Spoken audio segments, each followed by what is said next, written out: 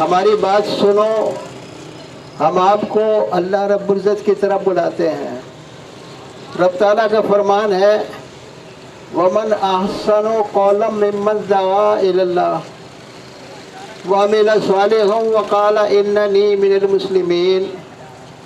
رب تعالیٰ فرماتے ہیں اس سے اچھی کس کی بات ہوگی جو لوگوں کو اللہ تعالیٰ کی طرف بلائے اور نیک عمل کرے اور کہے کہ میں مسلم ہوں۔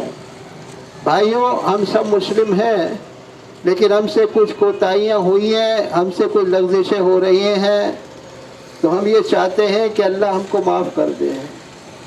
میرے بھائیوں، آج ہم آپ کے سامنے ایک بات رکھتے ہیں اور وہ ہے ایمان۔ ایمان کو سمجھنا ہے۔ یوں تو ہم سب ہی کلمہ پڑھتے ہیں، ہم سب ایمان کے دعوے دار ہیں کہ ہم ایماندار ہیں، لیکن حقیقت یہ ہے کہ ایمان کا جو جوہر ہے وہ ہم سے دور ہو گیا ہے۔ اور وہ کیا ہے؟ سورہ انعام کے اندر اللہ تعالیٰ فرماتے ہیں الذین آمنوا ولم یلبسوا ایمانہم بظلم اولئک لہم الامن وہم مہتدون۔ فرمایا وہ لوگ جو ایمان کا دعویٰ کرتے ہیں وہ اپنے ایمان کے ساتھ ظلم کو شامل نہ کریں، تب ان کو امن ملے گا، تب یہ ہدایت پر ہوں گے۔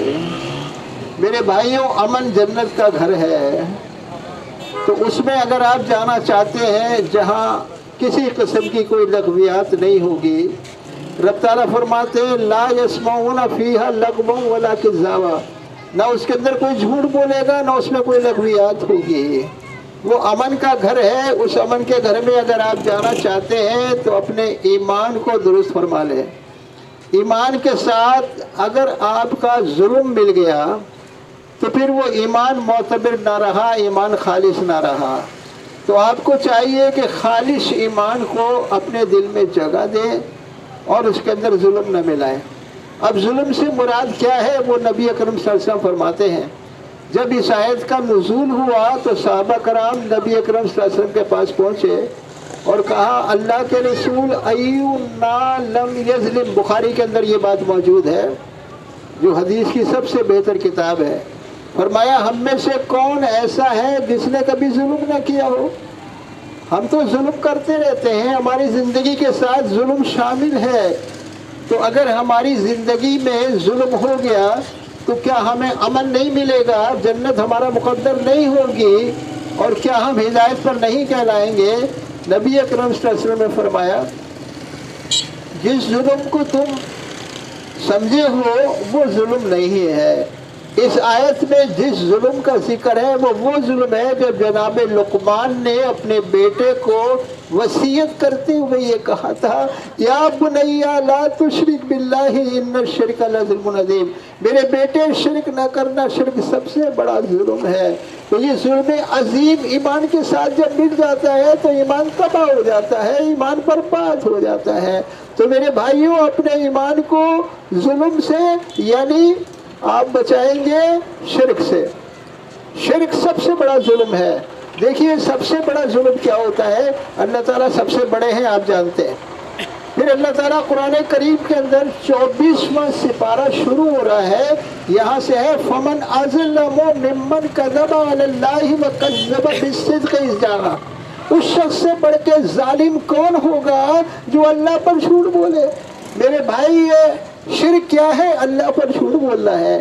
اللہ تعالیٰ کہتا ہے قادر میں ہوں، لیکن ہم دوسرے کو قادر کہتے ہیں۔ ہم کہتے ہیں عبد القادر جیلانی ہمارے قادر ہیں اور وہ جو چاہے سو کریں گے۔ ایسا نہیں ہے میرے بھائی، اللہ تعالیٰ جو چاہتا ہے وہ کرتا ہے۔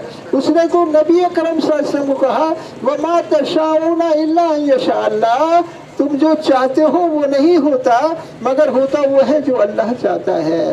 تو میرے بھائیوں، اللہ یہ چاہتا ہے کہ ہم شرک سے نکل کر ایمان خالص کو ہم پیدا کریں۔ تو ایمان خالص کیا ہے؟ جس ایمان کے ساتھ شرک نہ ہو۔ جب آپ نماز میں یہ اعلان کرتے ہیں ایاک نعبد و ایاک نستعین، تو آپ یہ ایک اقرار کر رہے ہیں، اللہ سے ایک وعدہ کر رہے ہیں، اور وہ وعدہ یہ ہے کہ اللہ تیرے سوا ہم کسی کی عبادت نہیں کریں گے۔ اگر یہ بات صحیح ہے آپ کہہ رہے ہیں تو پھر مزاروں پر جھکتے کیوں ہیں؟ پھر بھائی پیروں کے قدموں کے اندر سر کیوں رکھتے ہیں؟ پھر بھائی کسی غیر اللہ کی نظر و نیاز کیوں کرتے ہیں؟ یہ ساری چیزیں عبادت ہے، آپ کو عبادت صرف اللہ کی کرنی ہے۔ اور فرمایا وَإِيَّاكَ نَسْتَعِينُ، یہ بھی ایک وعدہ ہے کہ ہم تجھ سے ہی مدد مانگتے ہیں، تیرے سوا کسی سے مدد نہیں مانگتے۔ لیکن بھائیوں ہم نے دیکھا جب کوئی مصیبت، جب کوئی پریشانی آئی تو کوئی کہتا ہے یا علی مدد، اے علی ہماری مدد کیجئے، کوئی کہتا ہے یا رسول مدد، اور کوئی کہتا ہے یا پیر بابا میری مدد کرنا۔ اس طرح سے ہم غیر اللہ سے مانگ رہے ہیں، اللہ کے سوا کسی سے مانگنا جائز نہیں ہے۔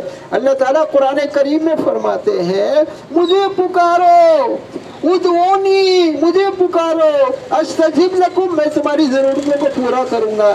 میرے بھائی یہ بتائیے کہ دنیا میں جو بھی کوئی ہے وہ سارا کا سارا اللہ کا فقیر ہے۔ اللہ سے مانگنا چاہیے، فقیروں کو چاہیے غنی سے مانگے، واللہ الغنی وانتم الفقراء۔ اللہ تعالیٰ قرآن میں کہتا ہے تم سارے فقیر ہو میں غنی ہوں۔ اللہ تعالیٰ غنی ہے، اللہ سے مانگیے، اس کے علاوہ کسی سے نہ مانگیے۔ تو بھائیوں آپ کے سامنے یہ بات آئی کہ ہمارے ایمان کے ساتھ شرک ملا ہوا ہے۔ ہم یا اللہ مدد بھی کہتے ہیں یا رسول مدد بھی کہتے ہیں، اللہ کے نام پر بھی ہم خیرات کرتے ہیں۔ رب تعالیٰ فرماتا ہے اللہ میرے نام پر خیرات کرو، جو کچھ تمہیں دینا ہے میرے نام پر دو۔ ہم باباؤں کے نام پر دیتے ہیں، فقیروں کے نام پر دیتے ہیں، ولیوں کے نام پر دیتے ہیں، کسی کے نام کی 11ویں ہو رہی ہے، کسی کی 12ویں ہو رہی ہے۔ یہ سب نظر نیاز اللہ کی ہونی چاہیے تھی، ہمیں اللہ سے مانگنا چاہیے تھا، لیکن ہم غیر اللہ سے مانگنے لگے ہیں۔ یہ وہ شرک ہے جس کو اللہ معاف نہیں کرے گا۔